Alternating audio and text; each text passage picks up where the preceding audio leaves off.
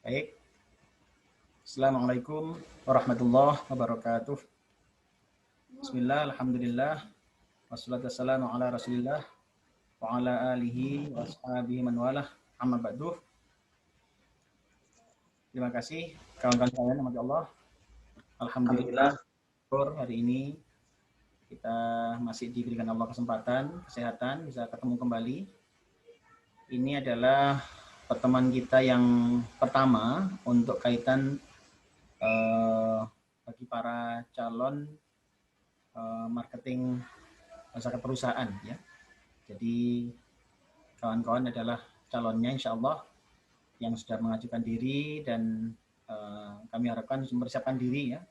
Karena insya Allah kalau sudah tidak cukup siap, agendanya adalah pertengahan bulan ini akan diterbitkan SK untuk Anda sekalian ya.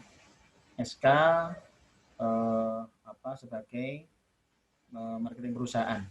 Makanya harus dilakukan langkah-langkah yang konkret ya, apa yang direncanakan ya.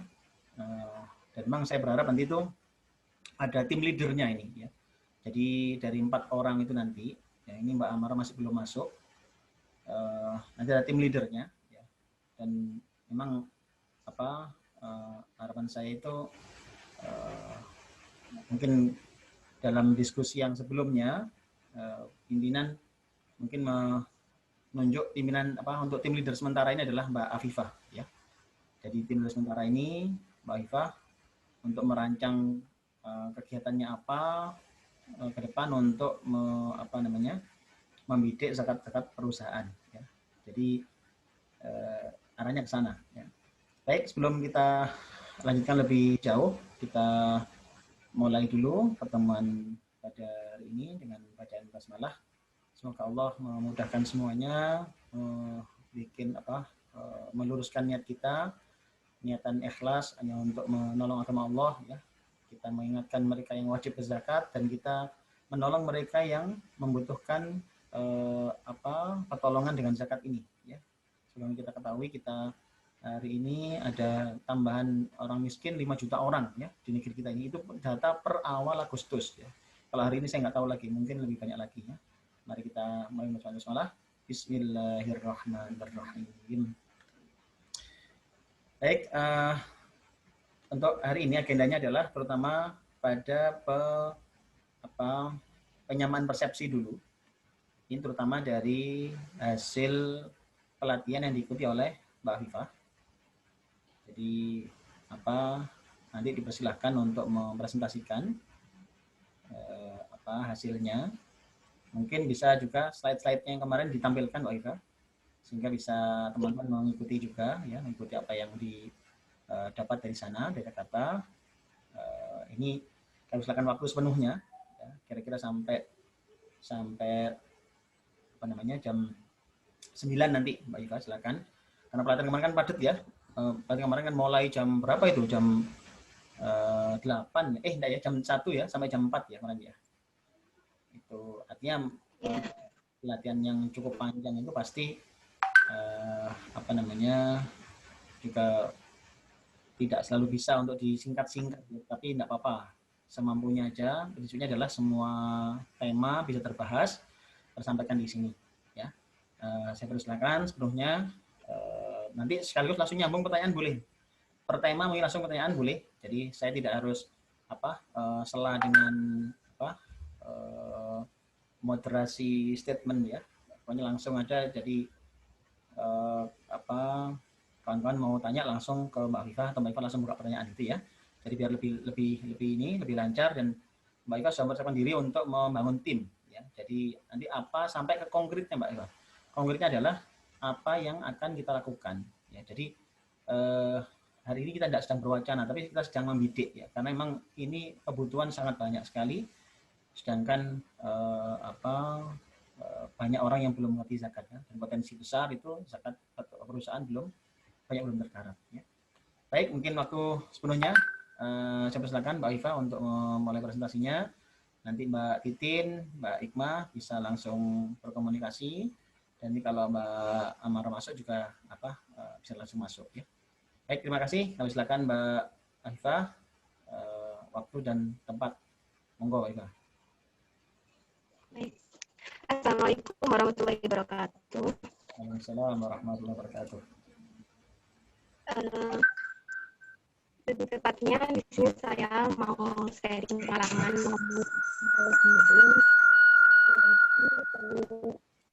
kemungkinan besar banyak kekurangan apa yang saya sampaikan, jadi mohon nanti barangkali dilengkapi oleh Pak Beni.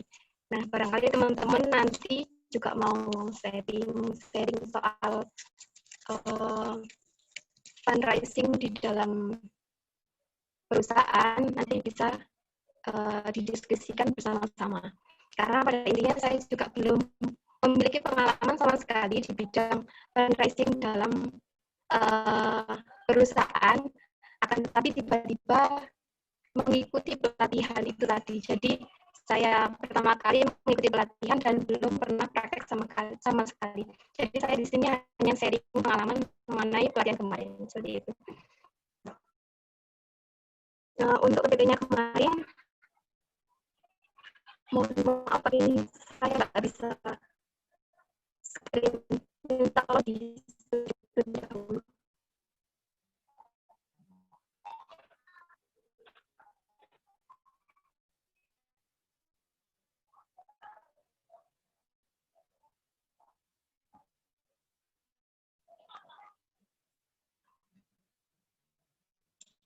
Halo, Assalamualaikum Mbak Beni.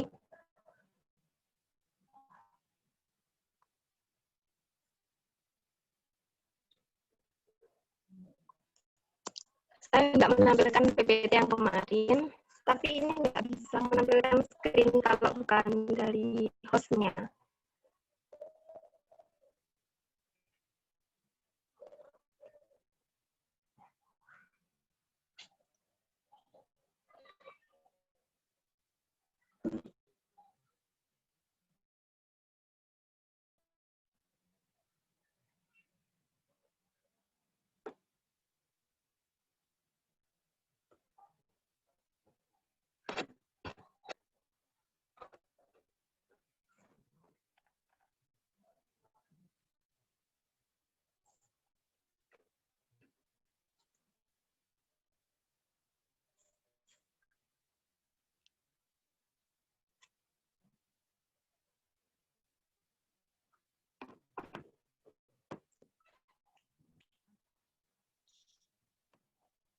Kenapa nggak bisa, Pak Iva?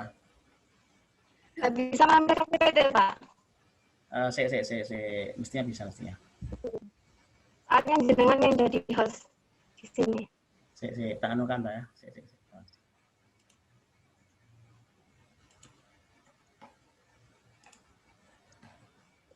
Pak Iva, silakan. Gini, terima kasih, Pak. Oke, monggo.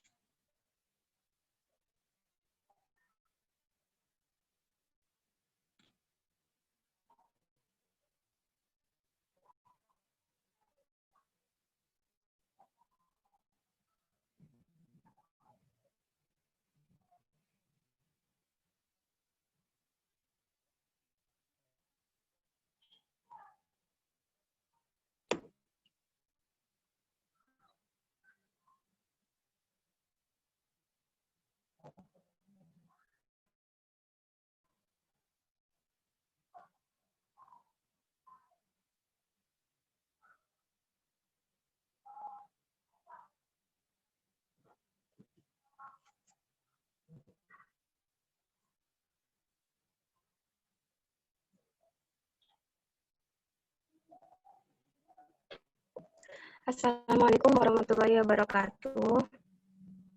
Waalaikumsalam warahmatullahi wabarakatuh.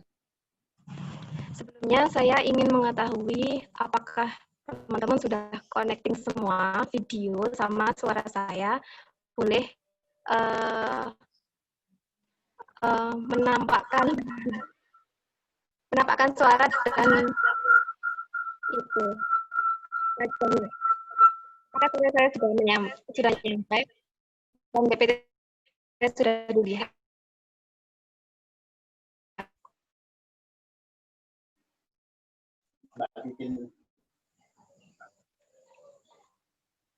Mbak Titin bisa mendengar suara saya?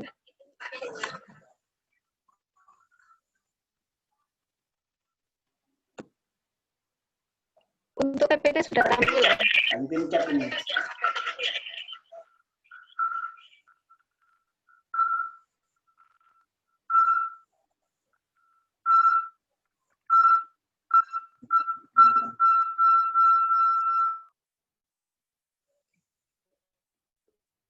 Untuk PPT apakah sudah tampil, Mbak Hikmah?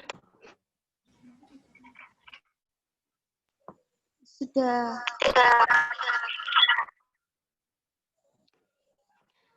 Bagaimana dengan Mbak Titin?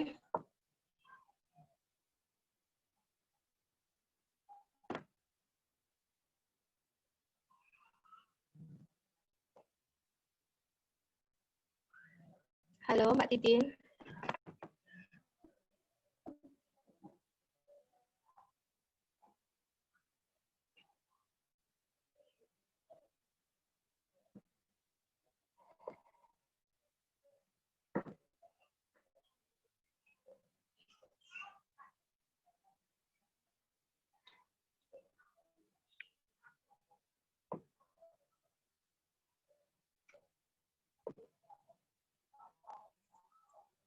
Atau langsung saja dimulai? Bagaimana, Mbak Hikmah?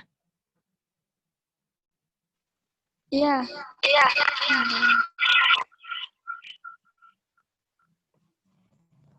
Baik, saya langsung mulai ya. Semoga apa yang kita pelajari nanti bisa bermanfaat dan bisa dipraktekkan di Basnas Jawa Timur. Dan semoga pertemuan kali ini membawa barokah. Bismillahirrahmanirrahim. Barangkali nanti ada materi yang tidak bisa difahami, nanti saya jelaskan kembali. Akan tetapi apabila ada perkataan saya yang kurang memahamkan teman-teman, nanti bisa dijelaskan kembali oleh Pak Benny. Untuk pertemuan kemarin itu jam pokoknya siang, kalau nggak salah jam 1 sampai jam 4 itu sesi pertama pakai PPT ini, pelatihannya sendiri sampai jam 3, kemudian jam 3 sampai 4 1 jam sesi pertanyaan. Jadi sesi pertanyaan itu dari berbagai Basnas se-Indonesia. Jadi ada yang perwakilan dari Basnas pulau lain, juga ada yang dari Basnas kota lain, seperti itu. Jauh-jauh pokoknya. Nah itu di situ juga kita bisa memiliki pengalaman dari berbagai masalah teman-teman yang ditanyakan. Jadi misalkan dari Basnas lain itu mempertanyakan tentang ini, jadi kita lebih mengetahui dari situ, dari sisi pertanyaannya. Karena pengalaman dari teman-teman yang lain. Kalau saya kan belum ada pengalaman dalam penggalangan dana perusahaan. Nah, ini saya baru pertama kali mengikuti pelatihan. Jadi pelatihan yang dibahas di sini yaitu sukses menggalang zakat perusahaan. Nah, jadi kita diharapkan oleh Pak Benny serta rekan-rekan yang ada di Basnas itu bisa mensukseskan, juga bisa membantu penggalangan dana atau fundraising di dalam perzakatan Basnas Jawa Timur.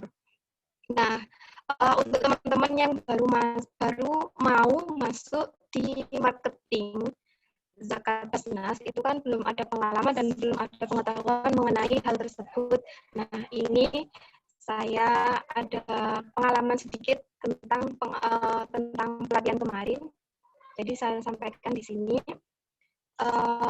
Yang pertama di sini yang dibahas adalah kemarin materinya dari Bapak Muhammad Arifin Perwakananta. Ini Direktur Basnas Republik Indonesia. Nah, kemudian slide yang pertama, ini apa saja yang dibahas di dalam pelatihan tersebut. Yang pertama yaitu fikih zakat perusahaan, kemudian strategi pengumpulan zakat perusahaan, kemudian membentuk tim pengumpulan zakat perusahaan dan konsep peran customer relationship management atau CMR, dan memanfaatkan media sosial untuk optimalisasi pengumpulan zakat perusahaan. Jadi, yang pertama kita membahas zakat perusahaan. Nah, perlu diketahui bahwasanya bagaimana cara berjalannya zakat di dalam perusahaan. Jadi, zakat di dalam selain perusahaan, maksud saya zakat di dalam Basnas itu melalui, sebentar, saya tampilkan. Jadi yang pertama, Basnas, bagaimana cara memperoleh dana, yaitu yang pertama, UPZ itu unit pengumpulan zakat. Jadi ada beberapa Basnas yang memiliki UPZ di dalam perkantoran, nah itu bisa disampaikan di situ.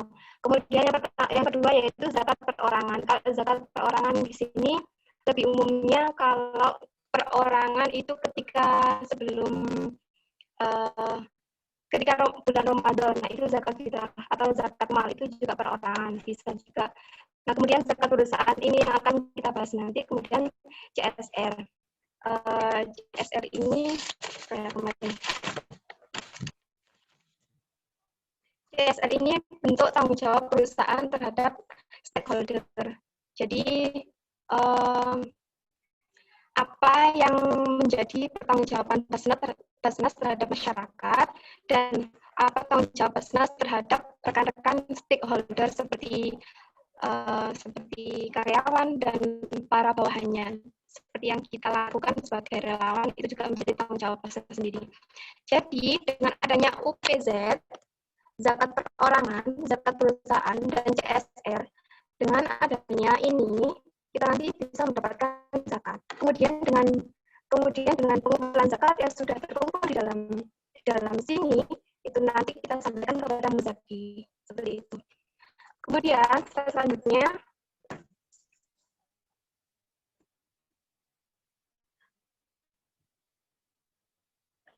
ini seminar nasional zakat perusahaan yang dilakukan Bapak di lain tempat. Yang di sini kewajiban zakat perusahaan. Nah, kewajiban zakat perusahaan di sini dijelaskan ada beberapa pedoman mengenai zakat perusahaan. Jadi teman-teman misalkan nanti sudah terjun di perusahaan, kemudian ditanya, memangnya apa dasarnya ketika Anda menagih zakat di dalam perusahaan?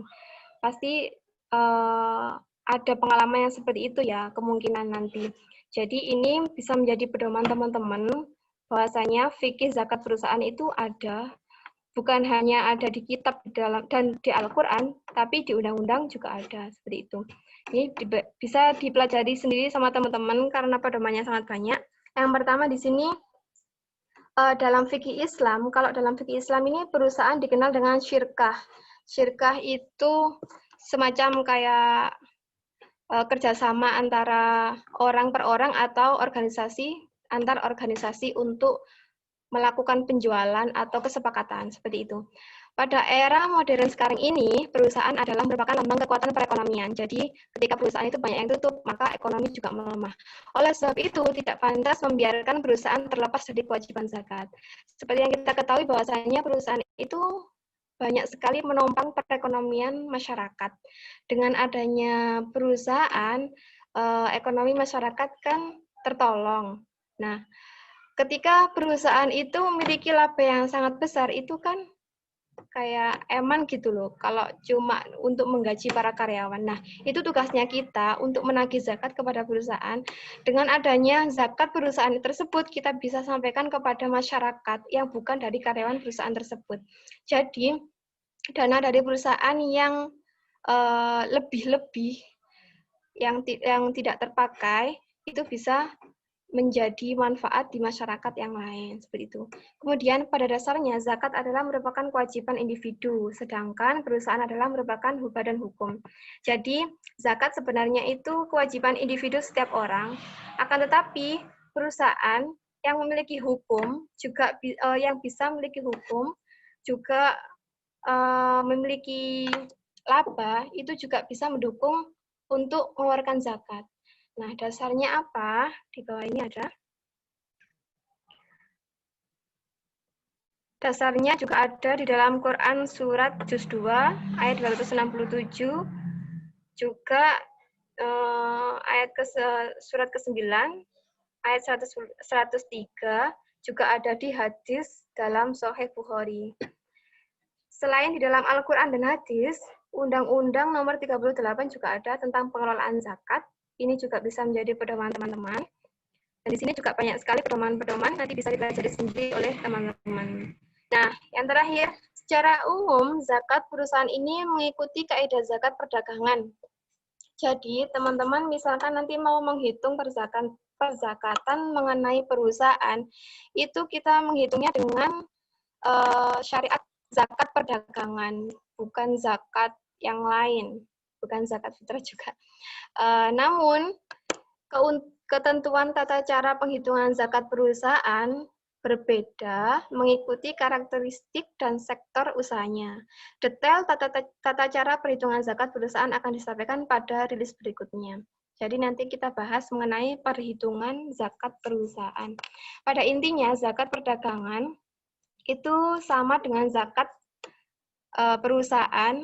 Kalau zakat perdagangan yang kita ketahui bahwasanya itu kan memakai pedoman zakat emas ya. Nah, berarti kita juga memakai zakat emas itu tadi, kalau untuk perusahaan. Akan tetapi beda mengenai karakteristiknya, karena sektor usahanya juga beda, seperti itu. Kemudian slide selanjutnya, pricing zakat perusahaan. Jadi strategi itu adalah cara-cara atau taktik atau apa-apa yang harus kita lakukan agar memperoleh dana. Fundraising itu penggalangan dana. Jadi penggalangan dana yang kita ketahui bahwasanya kan banyak untuk penggalangan dana acara, sponsor, dan lain-lain. Tapi kali ini adalah penggalangan dana zakat dari perusahaan. Nah, itu bagaimana sih strateginya? Di sini telah dijelaskan bahwasanya strategi fundraising itu ada apabila ada komunikasi, kemudahan donasi, serta kepuasan. Jadi nanti kita bahas mengenai apa itu komunikasi di dalam fundraising perusahaan, apa itu kemudahan donasi dalam fundraising perusahaan, dan kepuasan di dalam fundraising perusahaan. Jadi kita lebih mengutamakan 3 hal ini, komunikasi, kemudahan donasi, serta kepuasan. Teman-teman kalau belum sempat melihat PPT-nya atau belum sempat mempelajari, bisa dicatat. Karena di dalam pelatihan sini atau materi yang saya sampaikan sebenarnya kalau tidak ada catatan nanti malah susah kalau dipraktekkan, karena nanti ketika kita praktek itu memang harus membuka kembali catatan-catatan untuk praktek terjun ke perusahaan itu sendiri, seperti itu. Jadi yang pertama kita pelajari tentang komunikasi di dalam hal tersebut dan kemudahan donasi, benar-benar donasi yang disalurkan dan disediakan itu harus mudah, serta kepuasan terhadap perusahaan itu sendiri. Nah, bagaimana sih untuk menjalani strategi-strategi tersebut, 3 strategi agar kita bisa melaluinya? Kita lihat slide selanjutnya. Nah, yang pertama ini komunikasi. Kita membahas tentang komunikasi. Komunikasi dalam fundraising zakat perusahaan itu bisa ditampilkan, bisa diupayakan dengan 3 cara. Yang pertama yaitu kampanye program, branding, serta penawaran zakat perusahaan. Apa sih kampanye program ini? Kampanye program di sini yaitu kita menawarkan kepada orang-orang mengenai program di dalam Basnas. Jadi ketika orang-orang tidak mengetahui Basnas itu isinya apa aja, kita jelaskan. Kita kampanyekan kepada orang-orang. Kalau kita memiliki program misalkan apa kemarin oase orang tua asuh sehari. Nah, itu ya. Nah, itu misalkan teman-teman tidak tahu isinya Basnas itu apa aja. Kita jelaskan bahwasanya di Basnas loh ada program asuh sehari untuk anak-anak yatim. Itu seru sekali. Mereka itu diajak ke mall, jalan-jalan, disangoni, serta difasilitasi apa-apa kebutuhannya. Mereka itu kayak ngerasain memiliki orang tua dalam sehari. Kalian nggak pengen tanah. Itu kita jelaskan kepada teman-teman. Kalau teman-teman minat dengan cerita kita, berarti kita memiliki kampanye program yang berhasil seperti itu. Jadi kita suarakan kepada masyarakat tentang program-program Basnas kepada masyarakat. Karena masyarakat tidak semuanya mengetahui isinya Basnas itu apa aja dan programnya itu apa aja. Kebanyakan yang diketahui oleh masyarakat bahwasanya Basnas itu hanyalah organisasi zakat, udah gitu aja. Bahkan ada yang belum mengetahui Basnas itu apa. Nah, seperti itu. Berarti kita itu memang butuh benar-benar butuh kampanye. Kemudian branding. Branding ini apa? Kita mengenalkan kepada orang-orang bahwasanya Basnas itu ada. Brand itu suatu merek. Jadi misalkan saya memiliki merek apa? Produk kecantikan namanya Wardah misalkan ya. Nah, kalau kita tidak mengenalkan brand kita, tidak mengenalkan branding kita kepada masyarakat, orang tidak akan tahu itu apa. Orang tidak akan tahu kalau kita jualan Wardah, seperti itu. Jadi, branding atau merek kita, produk kita, itu kita harus kenalkan kepada masyarakat. Misalkan masyarakat tidak tahu mengenai tentang Basnas. Nah, kita kenalkan saja kepada sekeliling kita, terutama sekeliling kita terlebih dahulu. Misalkan waktunya Ramadan. Nah, waktunya Ramadan itu kan kebanyakan orang-orang pada zakat ke masjid, zakat ke panti asuhan, dan lain sebagainya. Atau zakat disampaikan sendiri kepada masyarakat. Nah, itu kan tidak tepat sasaran. Nah, kita kenalkan kepada orang-orang, saya loh di sini sebagai relawan Basnas. Sama nggak mau zakat di Basnas. Nanti saya jelaskan lebih lanjut apa itu Basnas dan sebagainya. Nah, kita lebih sering kita dengarkan nama-nama Basnas kepada orang lebih sering. Jadi orang-orang yang asing dengan Basnas itu akan terbiasa mendengar Basnas.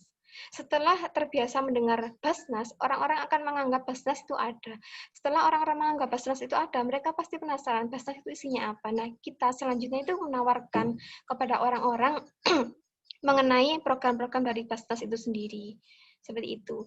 Jadi kita untuk mengenalkan juga bisa dengan cara seperti itu, juga bisa kita menggunakan atribut Basnas. Misalkan kita terjun ke masyarakat, kemana-mana pakai baju Basnas, kemana-mana pakai jasnya Basnas. Nah, orang-orang itu dengan sendirinya tahu, oh itu loh seragamnya Basnas, seperti itu.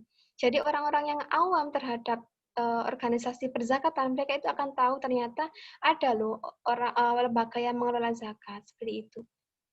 Kemudian yang terakhir penawaran zakat perusahaan. Penawaran zakat perusahaan ini kita langkah yang terakhir yaitu langsung terjun kepada perusahaan. Nah, penawaran zakat perusahaan di sini itu bisa dengan cara langsung datang kepada perusahaan masing-masing. Akan tetapi sekarang kan keadaannya lagi pandemi COVID ya.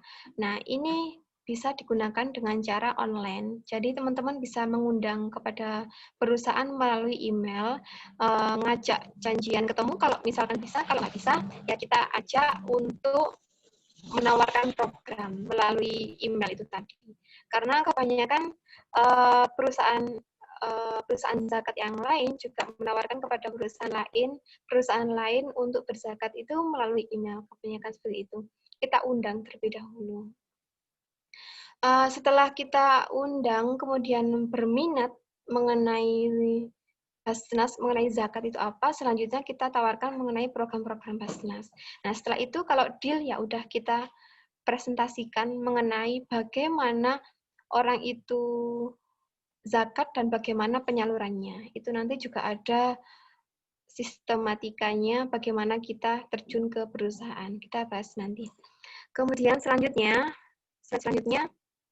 kampanye program.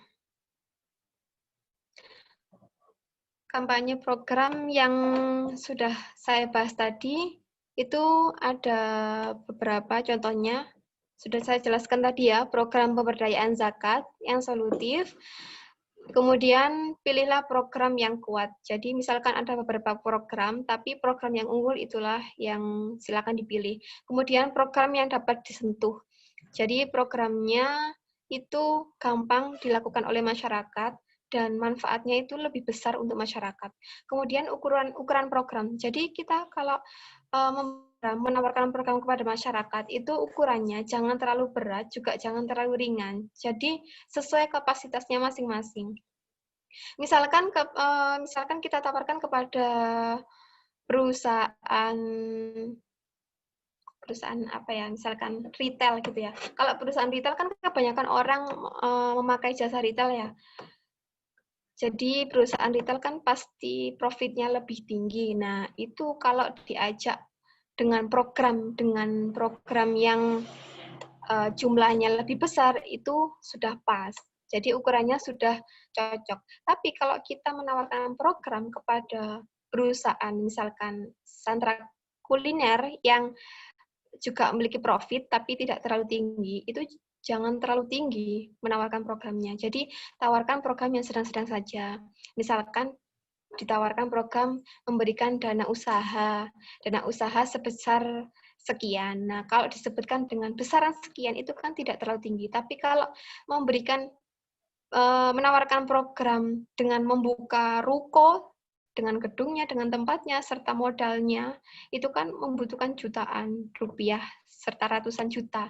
Jadi itu tidak diperuntukkan penawaran program terhadap kelas-kelas menengah ke bawah, seperti itu. Jadi kita harus tahu ukuran program yang kita tawarkan itu kepada siapa, dan kita harus tepat sasaran. Kemudian selanjutnya, branding sudah saya jelaskan tadi, yaitu mengenalkan lembaga Basnas sendiri, kita kenalkan kepada teman-teman, serta logo. Jadi kita sering sekali mengenalkan atau memakai atribut yang ada logonya kepada masyarakat. Terutama kalau Basnas itu kan lebih sering kita jumpai di dalam kota, terutama di pusat kotanya. Nah, kita itu sering-sering ngadain acara atau kampanye di dalam masyarakat, berbau dengan masyarakat, dan kita menggunakan atribut itu. Jadi orang-orang itu lebih mengenal Basnas itu ada dan Basnas itu apa, seperti itu. Kemudian citra lembaga. Citra lembaga di sini yaitu nama baik atau yang disebut dengan attitude, seperti itu ya. Jadi citra lembaga, pandangan lembaga terhadap masyarakat. Kalau memang lembaga tersebut sudah memiliki nama baik di depan masyarakat, misalkan selalu menyampaikan dananya dengan tepat sasaran dan dengan amanah, nah itu orang-orang masih memiliki kepercayaan terhadap lembaga zakat. Masih memiliki citra yang baik terhadap lembaga zakat tersebut. Tapi kalau sudah pernah memiliki kasus, contohnya kasus penyelewengan dana, yang seharusnya untuk masyarakat malah dikorupsi misalkan. Naudzubillah min dzalik ya, jangan sampai. Atau misalkan penyelewengan dana untuk hal lain seperti itu. Nah, itu kan kena kasus, dan ternyata kasusnya sudah terdengar oleh masyarakat. Nah, itu kan menjadi citra yang tidak baik kepada masyarakat, citra yang tidak baik dari lembaga untuk masyarakat. Jadi masyarakat itu memandang, itu loh nggak aman, ngapain zakat di situ. Nah, itu harus kita perbaiki. Tapi kalau sudah memiliki nama baik, ya alhamdulillah. Kalau pernah melakukan kasus hal tertentu atau memiliki masalah yang dapat merusak citra lembaga, itu sebaiknya kita perbaiki terlebih dahulu. Seperti itu.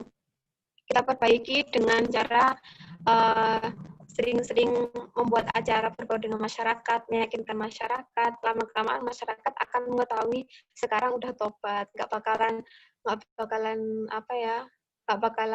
kena kasus lagi dan bakalan amanah selamanya, seperti itu. Jadi kita benar-benar harus menjaga nama baik lembaga itu sendiri. Kemudian yang terakhir yaitu citra personal lembaga. Citra personal lembaga di sini yang dimaksud adalah stakeholder dari orang-orang di dalam lembaga tersebut yang menjalankan. Jadi yang menjalankan di dalam Basnas itu siapa saja? Pimpinan banyak sekali ya, kemudian bawahannya, stafnya, karyawannya, serta relawan-relawannya. Nah, itu yang harus mereka menjaga citra atau image mereka membawa nama baik Basnas. Jadi jangan sampai orang-orang tersebut itu tidak menjaga nama baik. Seperti contohnya ketika berbaur dengan masyarakat, ternyata yang kita lakukan di dalam masyarakat tidak memiliki akhlak yang baik. Contohnya kayak misalkan saya lagi posting di media sosial. Nah, media sosial saya kan banyak sekali uploadan tentang Basnas. Nah, ketika suatu saat saya ternyata memosting sesuatu yang tidak pantas. Nah, itu kan juga menjadi jelek citra personal dari Basnas itu sendiri. Jadi dari personal atau stakeholder sendiri itu juga harus menjaga nama baik, citra dari kepada masyarakat. Kalau kita berbaur dengan masyarakat, kita harus memiliki sopan santun, memiliki adab, bahwasanya kita membawa nama Basnas seperti itu. Karena ini juga memiliki dampak yang sangat besar sekali ketika kita sudah gabung dengan Basnas, ternyata kita pernah tidak bisa menjaga nama baik, maka yang kena Basnas itu sendiri. Padahal yang salah bukan Basnas, tapi stakeholdernya sendiri, tapi yang kena Basnas. Nah, kemudian selanjutnya penawaran zakat perusahaan. Penawaran zakat perusahaan di sini yang pertama ada surat penawaran. Surat penawaran yang dimaksud di sini yaitu info Basnas dan tata cara Basnas. Jadi di sini saya akan menjelaskan bagaimana tata cara ketika kita terjun terhadap perusahaan, ketika kita terjun untuk fundraising atau penggalangan dana kepada perusahaan. Jadi yang pertama yaitu kita harus ngapain. Nah, ini harus diperhatikan kepada teman-teman karena ini yang nanti kita praktikkan sebagai seorang marketing. Jadi yang pertama, kita membuat sasaran perusahaan. Jadi kalau memang sudah ada database perusahaan dari Basnas, ya alhamdulillah, tapi seringkali kita tetap harus memiliki database yang baru ya. Jadi kita harus memiliki pandangan mengenai perusahaan-perusahaan mana yang akan kita sentuh, perusahaan-perusahaan mana yang akan kita galang dananya, seperti itu. Ketika sudah ada pandangan perusahaan, nah kita langsung mulai terjun. Yang pertama ngapain? Yang pertama yaitu membuat surat penawaran. Surat penawaran mengenai zakat. Jadi intinya kayak pertama kali kenal lah. Jadi kita itu mengenalkan bahwasanya Basnas itu ada zakat perusahaan. Apakah perusahaan tersebut minat? Jika minat, nanti kita lanjutkan dengan proposal pendahuluan. Nah, seperti itu. Nah, kebanyakan surat penawaran ini kita sampaikan seperti apa dan bagaimana. Surat penawaran ini, kalau kondisi tidak COVID-19 seperti saat ini, harusnya kita kasihkan surat tersebut langsung kepada perusahaan. Entah kepada pimpinan atau bawahannya, kita tanyakan terlebih dahulu, surat seperti ini kita sampaikan kepada siapa, seperti itu. Nah, surat penawaran tersebut ketika dengan kondisi yang seperti saat ini bisa dikirimkan melalui email. Nah, dengan adanya email dari teman-teman, kita tawarkan kepada perusahaan. Jika perusahaan nanti minat dengan adanya zakat perusahaan, selanjutnya kita kirimkan proposal pendahuluan. Nah, proposal pendahuluan di sini itu teman-teman jangan bikin proposal yang terlalu muluk-muluk, jangan bikin proposal yang terlalu panjang sehingga orang baca proposal itu udah kayak nggak mau gitu. Jadi proposal pendahuluan di sini itu hanyalah sekilas gambaran bagaimana sih zakat perusahaan itu dan program-program Basnas itu apa saja, dan nanti itu disalurkan ke siapa, dan nanti itu kalau misalkan aku minat itu sistemnya seperti apa. Nah, seperti itu. Jadi hanya gambaran-gambaran saja. Di grup sudah saya sampaikan mengenai proposal. Itu bisa menjadi proposal pendahuluan hanya sekilas gambar-gambar, akan tetapi ada keterangannya. Kemudian kalau memang sudah minat, benar-benar minat, kita tawarkan kembali proposal program. Jadi kita nggak langsung bikin proposal yang lengkap dan sangat tebal, itu jangan, karena sangat membosankan dan bahkan nggak pengen baca. Jadi proposalnya itu sedikit demi sedikit dan isinya yang penting menarik terlebih dahulu, kayak sekilas-sekilas, kemudian selanjutnya kita tawarkan proposal program. Nah, untuk proposal program di sini lebih rinci, programnya itu apa saja, dan ketika dia memilih program tersebut, itu nanti pelaksanaannya seperti apa, dan penyalurannya seperti apa, dan ketika saya ketika saya sudah zakat di situ, itu nanti feedbacknya apa, seperti itu. Kita jelaskan lebih rinci. Nah, kemudian setelah deal, kalau setelah deal perusahaan itu mau zakat kepada kita, kemudian kita presentasikan. Ya udah Mbak, misalkan keterangannya seperti ini. Ya udah Mbak, insya Allah bisalah kita kerjasama. Kalau boleh tahu, bisa nggak dijelaskan lebih lanjut, misalkan kayak gitu ya. Nah, itu kita bikinkan waktu atau bikinkan jadwal mengenai presentasi kita. Jadi setelah kita menawarkan melalui email, kita kirim proposal pendahuluan, kita kirim proposal program, selanjutnya kita presentasikan. Jadi kita presentasikan. Jadi Bapak Ibu, nanti kalau perusahaan yang jenengan seperti ini kita sampaikan seperti ini, seperti itu. Jadi kita seperti kayak presentasi langsung di hadapannya gitu. Tapi kalau keadaannya seperti ini ya cukup di Zoom, nggak apa-apa seperti itu. Nah, ketika sudah presentasi, itu tadi kan belum goal ya, mohon maaf tadi belum goal, hanya surat penawaran, proposal, kemudian presentasi mengenai teknisnya. Jadi presentasi ini penting, kenapa? Karena untuk memberikan ruang tanya jawab. Karena dengan adanya proposal, orang itu hanya memahami mengenai tulisan, tidak paham betul. Nah, takutnya nanti ada kesalahpahaman dan sebagainya. Oleh karena itu kita butuh presentasi, kita jelaskan lebih lanjut dan kita buka sesi pertanyaan. Jika memang dirasa sudah cocok dan kita juga sudah cocok, nah itu bisa dibuat suatu kesimpulan yang dinamakan dengan closing. Nah, closing di sini yaitu kesimpulan bahwasanya apakah perusahaan tersebut itu menerima atau menolak. Jadi, jangan sampai dengan adanya penawaran zakat perusahaan, teman-teman itu tidak mendapatkan jawaban. Jangan sampai. Mending teman-teman itu memperoleh jawaban yang tertunda daripada tidak memperoleh jawaban seperti itu. Jadi misalkan customer kita dari perusahaan A itu nggak minat, ya udah kita tinggal. Kemudian dari perusahaan B itu jawabannya seperti ini.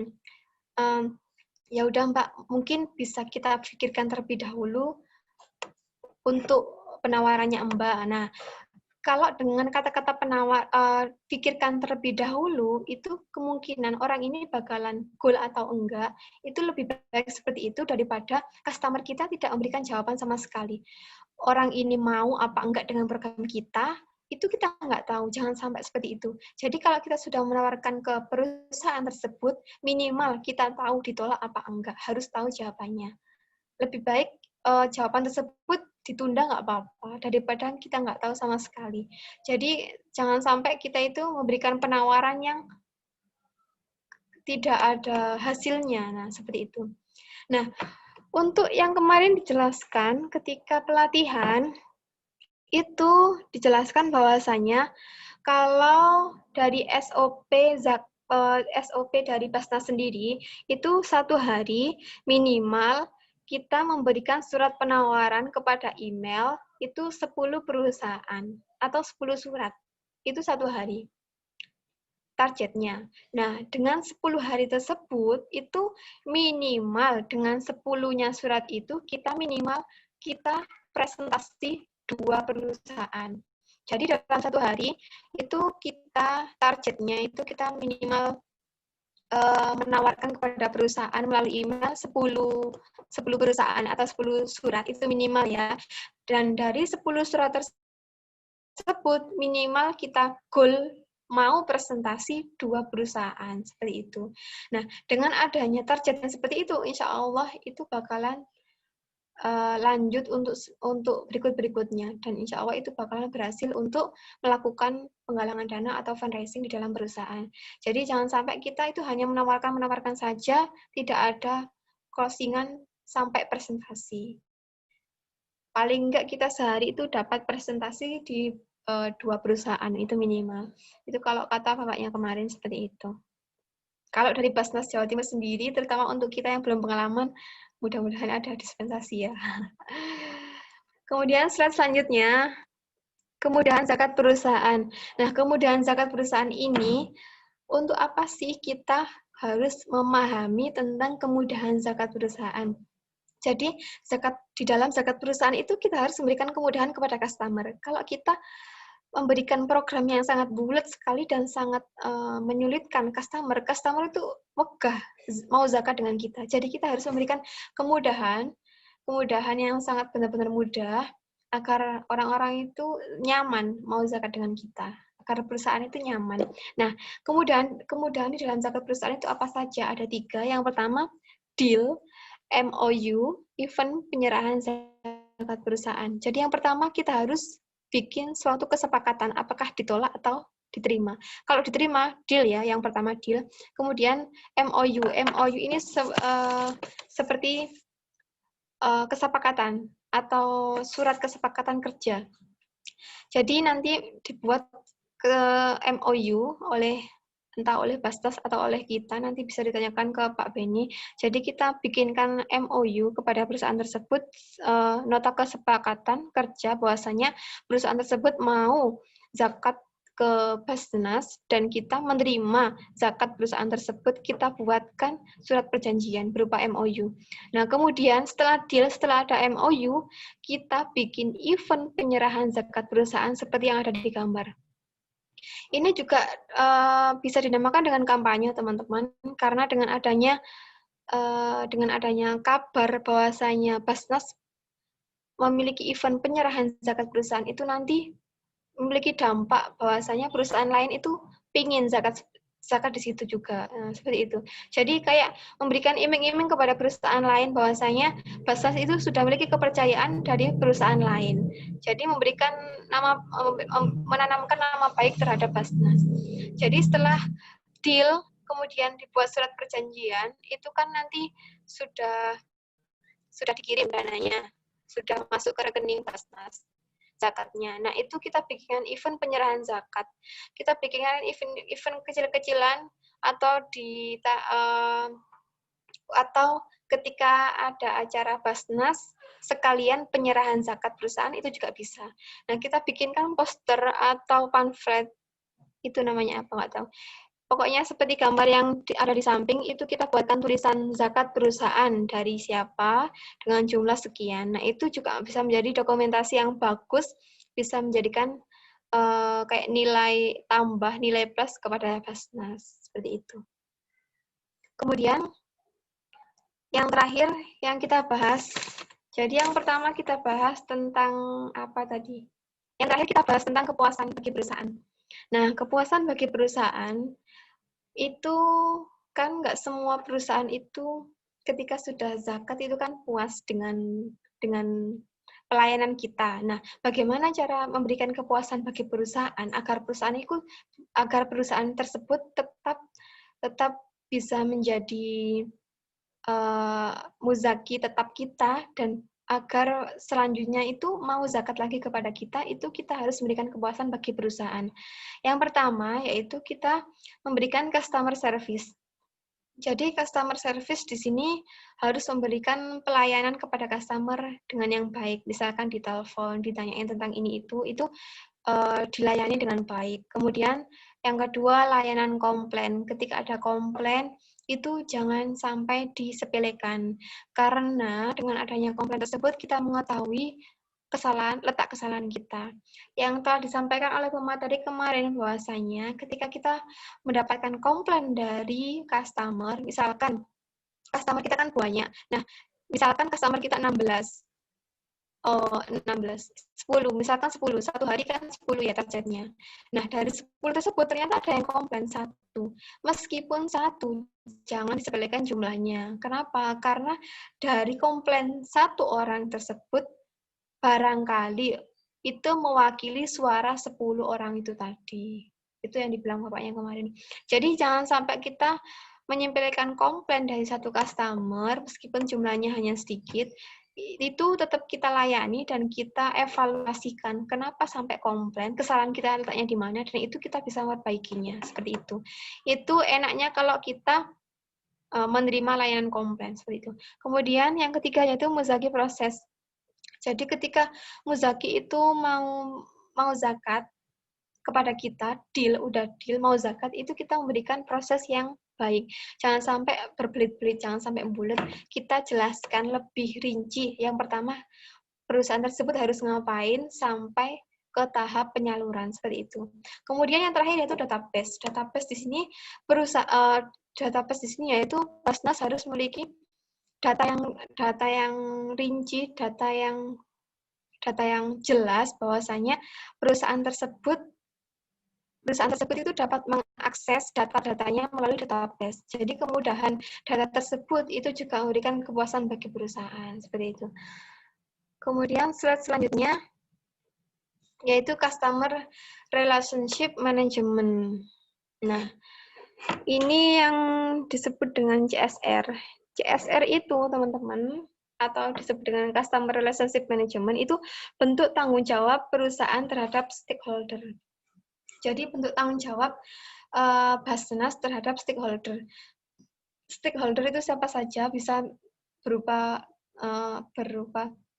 pemimpin, karyawan, bawahan, sampai relawan, juga bisa berupa muzaki dan mustahik. Nah, itu semuanya adalah stakeholder atau orang-orang yang ada di dalam Basnas. Nah, orang-orang yang ada di dalam Basnas ini merupakan tanggung jawab bersama Basnas. Tanggung jawabnya Basnas. Nah, seperti itu. Nah, kemudian dengan adanya bentuk tanggung jawab tersebut, itu kita itu bisa memberikan citra yang positif, atau kita bisa memberikan menanamkan nama baik kepada masyarakat bahwasanya Basnas itu bisa menyampaikan dengan baik atas dananya, seperti itu. Nah, CSR di dalam Basnas itu berupa apa saja? Yang pertama yaitu customer service. Customer service yang sudah saya jelaskan tadi ya, ketika memberikan pelayanan itu harus baik. Yang kedua yaitu muzaki proses. Jadi kita memberikan tanggung jawab terhadap proses yang baik kepada muzaki, kepada perusahaan tersebut.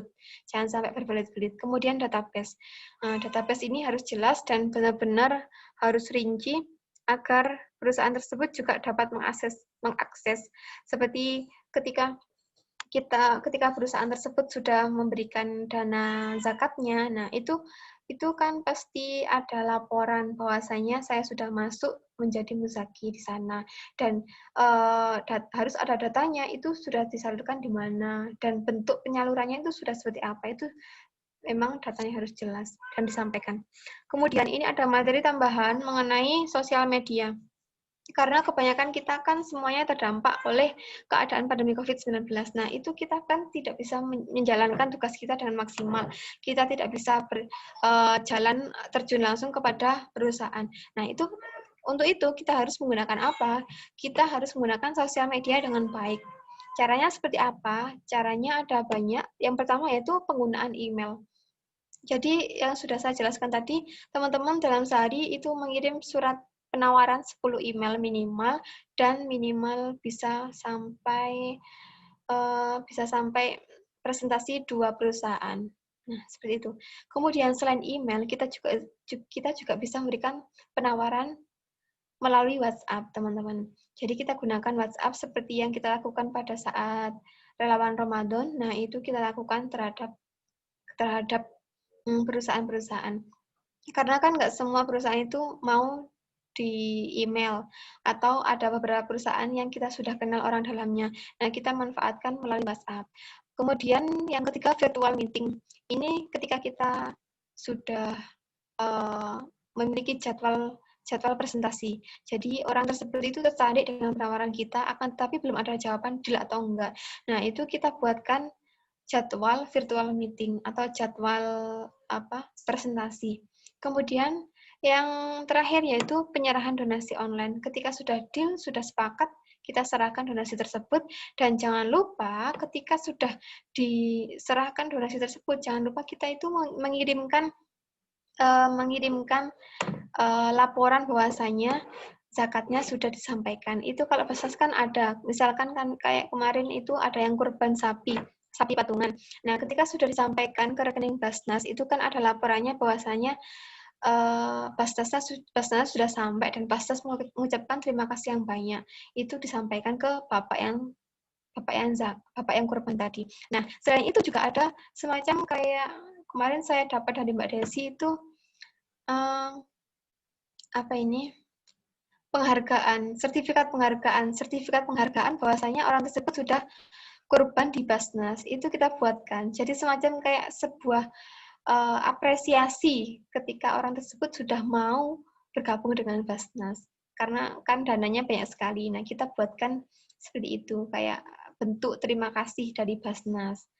Seperti itu. Nah, kita kasihkan kepada customer seperti apa itu tadi. Nah, selain itu kalau dari perusahaan itu kita buatkan acara kampanye serah terima seperti yang saya jelaskan tadi. Jadi kayak ada foto bahwasanya ada gambar telah diterima dari perusahaan tersebut zakat sebesar segini. Nah, itu kan memberikan nilai positif kepada Basnas. Wah, Basnas belum menerima dana yang banyak sekali dari bank ini misalkan. Itu kan memberikan nilai plus bahwasanya Basnas itu benar-benar bisa mengelola dana dengan yang sangat banyak seperti itu. Kemudian ada materi tambahan juga mengenai karakter fundraising.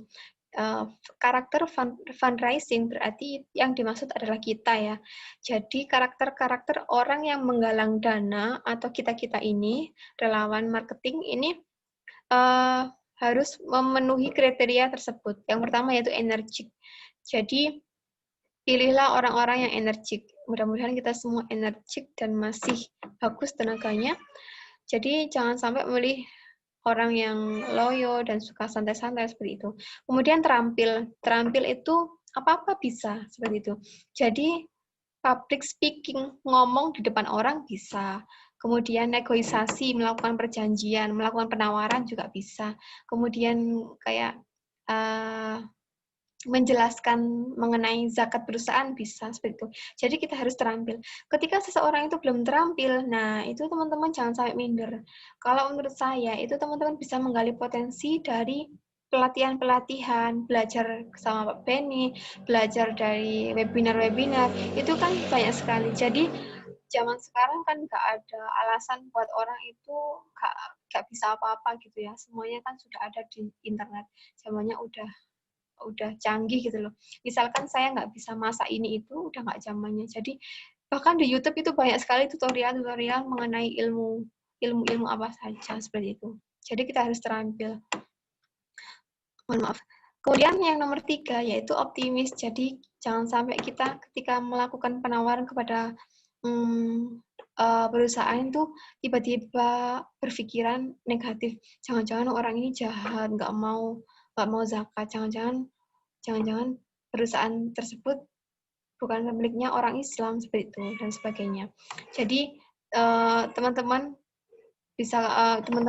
perlu diketahui bahwasanya dari pelatihan kemarin itu ada yang menanyakan bahwasanya kalau yang pemilik perusahaan itu bukan muslim atau non muslim itu bagaimana? Apakah tetap kita tawarkan? Nah, itu tidak usah. Jadi kita tawarkan kepada perusahaan-perusahaan yang muslim saja. Nah, ketika perusahaan tersebut tidak muslim atau non muslim, itu kita tawarkan CSR. CSR itu entah ya, saya nggak tahu. Mungkin bisa dijelaskan oleh Pak Benny nanti. Kalau untuk non muslim itu bisa CSR. Kalau muslim itu nggak apa-apa. Teman-teman tawarkan zakat perusahaan seperti itu. Untuk pemilik perusahaan ya. Jadi perlu diketahui bahwasanya pemilik perusahaan itu muslim atau enggak. Jangan-jangan non muslim kemudian kita ngomong tentang zakat, kan orangnya enggak dong. Apa itu zakat dan sebagainya. Apakah aku harus wajib seperti itu? Nah, kemudian yang terakhir yaitu santun. Jadi ketika kita memberikan penawaran atau berhubungan dengan customer, kita harus baik dan santun perkataan serta perbuatannya. Kemudian yang terakhir, alhamdulillah teman-teman, yang terakhir yaitu menghitung zakat perusahaan. Saya bacakan sekilas mengenai dalilnya terlebih dahulu. Abu Ubaid wafat tahun 224 Hijriah. Di dalam Al-Amwal menyatakan bahwa apabila engkau telah sampai batas waktu membayar zakat, yaitu usaha engkau telah berlangsung selama 1 tahun, jadi usahanya sudah sampai 1 tahun, misalnya usaha dimulai pada bulan Zulhijjah dan telah sampai pada Zulhijjah lagi di tahun yang berikutnya, perhatikanlah apa yang engkau miliki, baik berupa uang atau berupa barang, siap diperdagangkan, kemudian nilailah dengan nilai uang dan hitunglah utang-utang engkau atas apa yang engkau miliki. Jadi di dalam pedoman tersebut menyatakan bahwasanya ketika kita mau zakat perusahaan, kita lihat terlebih dahulu apakah perusahaan tersebut sudah berjalan sampai 1 tahun. Kalau sudah sampai 1 tahun, sudah wajib mengeluarkan zakat. Nah, kemudian ketika sudah mengeluarkan zakat, ketika sudah mencapai 1 tahun, itu bagaimana langkah kita? Yang pertama yaitu kita total jumlah semua harta perusahaan yang dimiliki, baik berupa barang, berupa dagangan, berupa uang, berupa aset dan sebagainya. Kita hitung semuanya, dan itu kita hitung berupa apa? Kita hitung berupa uang. Jadi barang-barang yang ada di perusahaan serta aset-asetnya kita uangkan. Kemudian kita juga jumlahkan hutang-hutang kita. Jadi hutang-hutang perusahaan itu apa saja kita jumlah. Nah, setelah ketemu, jadi jumlah aset dikurangi dengan jumlah hutang itu adalah total aset yang sebenarnya. Dengan adanya total aset sebenarnya, baru kita ambil 2,5% untuk berzakat, seperti itu. Mohon maaf kalau kata-katanya bulat. Untuk lebih jelasnya bisa dilihat dari contoh berikut ini. Cara menghitung zakat perusahaan. Jadi yang pertama yaitu aset lancar. Ini nanti, mohon maaf, sebentar.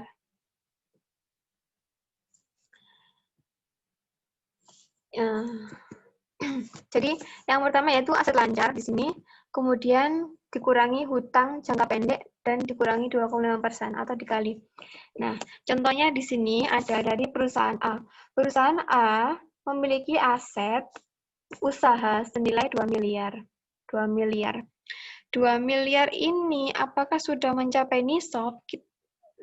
Kita ketahui terlebih dahulu teman-teman bahwasanya untuk zakat perusahaan itu kita samakan dengan zakat emas. Jadi zakat emas yang kita ketahui bahwasanya nisabnya kan harus 85 gram nisabnya. Kemudian kadar zakatnya yang diambil 2,6% dan dikeluarkan setiap 1 tahun sekali. Nah, kita ketahui terlebih dahulu bahwasanya apakah asetnya itu sudah sampai mencapai nisab. Nah, misalkan sekarang harga emasnya per gram di sini. Sekarang misalkan harga per gramnya 622 ya, 1 gramnya 622. Nah, nisab yang harus nisab yang harus dicapai di dalam zakat emas itu 85 gram. Jadi 622 dikali 85 gram itu hasilnya 52.870. Nah, di sini adalah minimal uang yang dimiliki ketika harus mengeluarkan zakat. Kalau perusahaan sudah memiliki aset segini banyaknya, 50 juta, itu sudah wajib zakat. Apalagi kalau sampai 1-2 miliar. Nah, itu kan sudah banyak sekali. Jadi, perusahaan yang sudah memiliki aset sampai 52.870 ke atas, atau setara dengan 85 gram emas, ini sudah mencapai nisab untuk dizakatkan. Seperti itu. Tapi di sini ceritanya belum lanjut ya, saya ulang. Perusahaan A memiliki aset usaha senilai 2 miliar dengan hutang jangka pendek senilai 500.000. Jadi harganya 2 miliar, tapi hutangnya 500 juta, mohon maaf. Jadi uangnya 2 miliar, hutangnya 500 juta. Kemudian sudah mencapai nisab kan, sehingga perusahaan A sudah wajib zakat, sudah jelas. Kemudian cara menghitungnya seperti apa? 2,5% ini dikali dengan 2M, hartanya tadi, kemudian dikurangi dengan hutang 500 juta. Jadi 2 miliar dikurangi sama 500 juta, hasilnya berapa nanti dikalikan dengan 2,5%. Jadi yang diambil hanya 2,5%. Jadi menjadi 37.500.000 yang zakat yang wajib dikeluarkan. Ini kan banyak sekali teman-teman. Jadi kita ini benar-benar kayak mau ngambil uang banyak dan jadi harus dengan cara dan tata cara atau dengan strategi yang tepat seperti itu. Karena target kita ini sangat besar sekali, bukan hanya ratusan ribu tapi jutaan. Apalagi kalau perusahaannya besar, nah seperti itu. Untuk surat penawaran mengenai zakat itu kan langkah yang paling pertama itu sudah saya kirimkan melalui grup, teman-teman bisa lihat yang di bawahnya PPT itu ada contoh surat penawaran kepada perusahaan, bisa dikirim ke email. Juga ada contoh proposal mengenai fundraising perusahaan, sudah saya share juga di grup. Nah itu bisa menjadi contoh buat teman-teman. Tapi saya nggak tahu nanti sistemnya seperti apa kalau di Basnas, apakah dibuatkan oleh Basnas atau kita bikin sendiri, kita nggak tahu. Jadi mungkin nanti bisa dijelaskan oleh Pak Ben seperti itu. Cukup sekian penjelasan dari saya. Mohon maaf kalau kata-katanya berbelit. Nanti kalau ada yang tidak paham bisa kita diskusikan atau bisa kita tanyakan kembali kepada Pak Benny. Terima kasih banyak atas waktunya, atas kesempatannya. Assalamualaikum warahmatullahi wabarakatuh. Waalaikumsalam warahmatullahi wabarakatuh. Oke, matur nuwun Mbak Iva. Luar biasa penjelasannya. Jelas, gamblang insyaallah ya. Memang ada beberapa yang perlu dipertajam tadi mungkin terkait tentang pembuatan proposal dan yang lainnya ya. Memang nanti mungkin akan kita menggunakan referensi dari pusat itu lebih bagus kayaknya. Artinya nanti bisa kita menggunakan yang ada itu dari verifikasi ya. Kalau siapa yang membuat, saya yakin akan lebih sesuai itu oleh kawan-kawan sendiri yang bikin. Tinggal nanti kemudian tadi referensi yang ada itu dimodifikasi aja. Kemudian nanti memang perlu ada tanda tangan pimpinan, itu mungkin nanti bisa saya yang tekan bisa kalau sampai MOU mungkin perlu dengan ketua ya. Kalau untuk penawaran bisa saya aja, enggak apa-apa. Itu mungkin seperti itu, jadi yang ada bisa disiapkan. Tuh. Baik, mungkin ini tadi Mbak Titin kayaknya nggak berhasil masuk tadi ya. Mbak Titin masuk lagi susah mungkin kayaknya. Jadi nggak berhasil masuk lagi.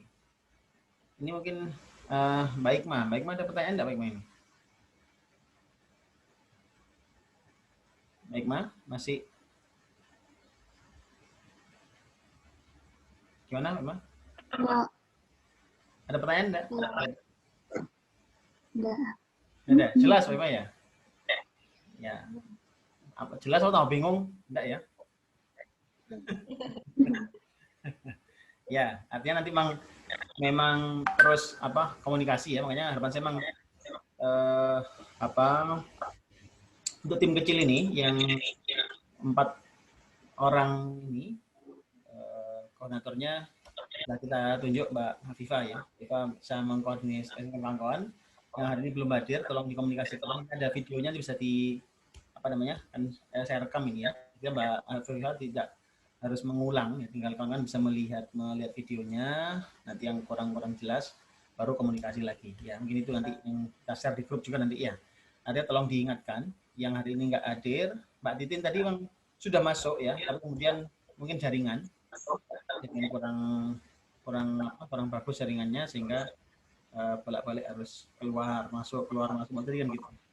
Nah, Mbak Amara saya kontak nggak terangkat mulai tadi sore tadi, mulai siang tadi ya, yang kita mulai diskusikan siang tadi ya, siang menjelang sore ya, asar. Saya kontak belum berhasil, tetapi itu nanti bisa menyaksikan video ini. Ya, jadi nanti tolong dikomunikasikan Mbak Iva ke kawan-kawan ini sehingga bisa mulai dirancang langkah-langkah actionnya apa ya. Kalau awal adalah pendataan, ya memang perlu nyari data. Dulu sudah pernah ada data di Basnas itu sudah pernah data ya, tapi kayaknya harus update ya, karena kan masa pandemi ini bisa jadi ini kan sudah tutup ya. Artinya kita nggak ngerti ini seperti apa, bisa dicari lagi. Ini mungkin bisa bagi tugas Mbak Iva. Bagi tugas, kawan-kawan nyari dulu apa namanya data masing-masing, kemudian tadi surat mulai disiapkan, kawan-kawan tinggal mengirim aja, nanti ngirim ke mana, ke masing-masing perusahaannya itu ya. Kalau target tadi, ya bagus kita menggunakan target pusat ya, 10 perusahaan setiap hari untuk di komunikasi. Dan kalau tadi kan di pusat kan 2 perusahaan ya yang presentasi ya. Oke lah, di kita ini mungkin 1 aja lah, apa 1 aja ya. Jadi diskon ya, apa masih awal. Nanti memang tim ini bisa bertambah ya, masih bertambah tim ini, tapi 4 ini mungkin masih makan dulu. Nanti bisa tambah nantinya, tapi tidak terlalu banyak, tidak masalah sebenarnya tim ini, tetapi tadi ya energik tadi kan, terampil tadi, saya pikir itu sudah bisa bergerak luar biasa. Ya. Jadi memang apa langkah-langkah ini baru, masih mungkin yang sebelumnya nggak pernah ada, sekarang ini kita mulai adakan ya. Jadi seperti itu.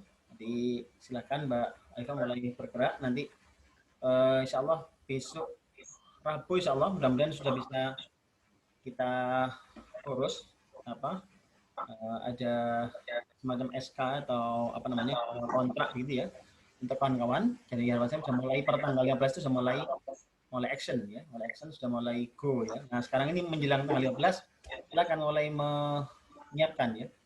Jadi disiapkan apa ininya, surat-suratnya, dari penawarannya, Mbak Iva bisa mulai menyiapkan sehingga tim nanti tinggal apa melanjutkan ya. Nanti yang bisa dieksekusi lebih awal. Jadi tanggal 15 itu harapan saya sudah mulai kontrak berjalan, dan insya Allah kontraknya selama 3 bulan ya. Dan selama 3 bulan nanti apa namanya sekaligus jadi uji coba. Kalau ada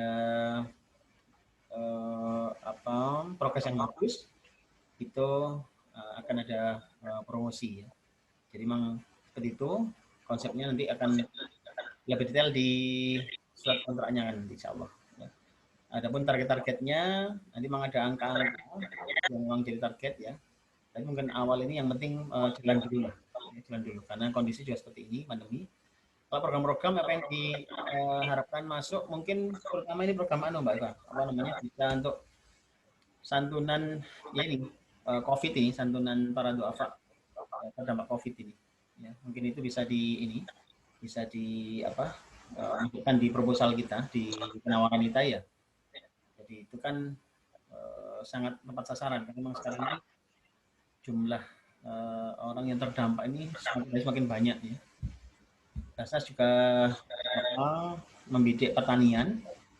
Jadi selain untuk para duafa yang terdampak itu diberikan makanan, itu juga ada pertanian. Kita barusan tadi saya selesai pertemuan ada dengan para petani yang duafa, itu akan diberikan bantuan oleh Basnas sehingga mereka tidak sampai putus menanam padi ya. Karena kan ketersediaan padi itu penting kecukupan pangan di masyarakat. Artinya mana yang mau dimasukkan program itu, mungkin yang doa fakir juga bisa. Kita doa fakir itu kan diberikan setiap hari setiap bulan 500.000 ya, itu doa fakir itu juga ya. Tapi memang yang tepat sasaran mungkin yang tadi ini santunan untuk para terdampak COVID ini. Jadi itu sama doa fakir yang memang semula fakir, artinya sejak awal itu sebelum COVID sudah fakir ya, apalagi kena COVID tambah nemen ya. Jadi itu yang menjadi perhatian ya. Jadi boleh silakan di adik-adik, saya juga ada ya tadi. Saya itu bentuknya awas ini lebih kepada setahun sekali memang sebenarnya, tapi bisa jadi mungkin nanti dimodifikasi menjadi orang tua asuh di masa pandemi ya, karena kan memang mereka juga butuh, artinya bisa masuk lah Mungkin paling nggak CSR-nya bisa masuk di situ. Kalau untuk bantuan ekonomi, program ekonomi kita arahkan ke petani-petani tadi, ya, para petani untuk diberikan bantuan pupuk. Ya. Yang kita perlu beda itu di ini, Mbak, apa namanya, petro ya. Petro itu juga penting ya. Tapi memang sudah jadi bagian dari Basnas ya. Kita ubis Basnas ya. Ada semacam petro, jadi perusahaan petro itu bisa kita tembus untuk. Jadi tidak harus uang.